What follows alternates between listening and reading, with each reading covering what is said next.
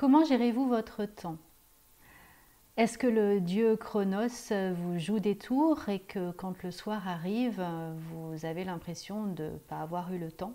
Est-ce que vous courez toujours après le temps? Est-ce que vous avez tendance à procrastiner? On en parle dans cette capsule. Bonjour à tous, je suis Véronique Chaput, sophrologue, praticienne en hypnose, thérapie brève et énergétique. Courir après le temps, ne pas avoir le temps. Voici quelques astuces pour trouver vos objectifs et pouvoir les remplir à la fin de la journée. Chaque soir, vous pouvez vous installer pour écrire 6 objectifs. Chacun de vos objectifs doit prendre un petit peu moins d'une heure, entre 3/4 d'heure et 1 heure, pas plus.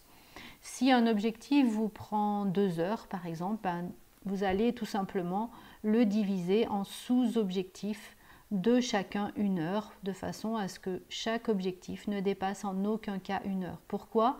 Tout simplement parce que dans votre journée, vous allez avoir 6 objectifs à remplir et vous allez aussi faire face à des imprévus où vous allez avoir un emploi du temps qui bouge légèrement et de cette façon-là, vous aurez le temps pour vous ou en tout cas le temps de pouvoir gérer ces imprévus de façon adaptée. Donc vous allez écrire 6 objectifs que vous souhaitez faire le lendemain et pas plus.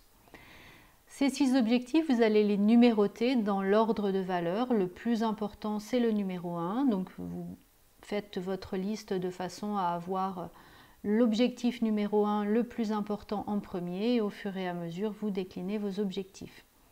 Vous allez mettre cette liste en vue et le matin, quand vous allez vous réveiller, votre esprit inconscient aura commencé déjà à mettre en place des choses par rapport à vos objectifs. Et puis tout simplement, il va commencer et vous allez commencer à prendre le premier objectif.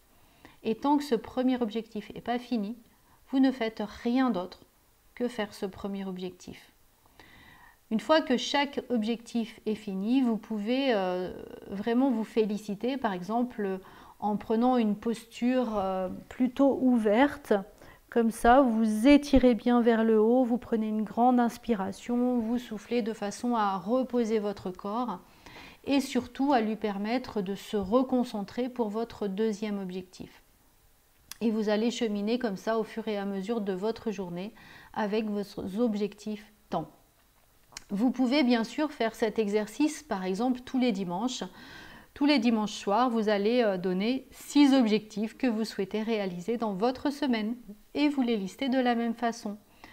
Idéalement, vous pouvez faire ça aussi 2 fois par an. Par exemple, le 31 décembre et le 30 juin, vous pouvez faire ça pour les 6 mois à venir, mettre un objectif par mois. De cette façon-là, maintenant, vous allez pouvoir gérer votre temps efficacement, réussir vos objectifs, votre journée, et vous allez pouvoir aussi maintenant vous féliciter d'avoir réussi à remplir vos objectifs. Rappelez-vous que nous sommes juste des hamsters dans leur roue, on pédale, et plus vous pédalez, plus la roue tourne, plus vous pédalez. Donc une seule solution, c'est à vous d'arrêter de pédaler. 6 objectifs, 6 réussites. Voilà pour cette capsule, j'espère qu'elle vous sera utile et que vous allez pouvoir maintenant rentrer dans quelque chose de bénéfique pour vous, vous permettant aussi d'avoir une meilleure estime de vous.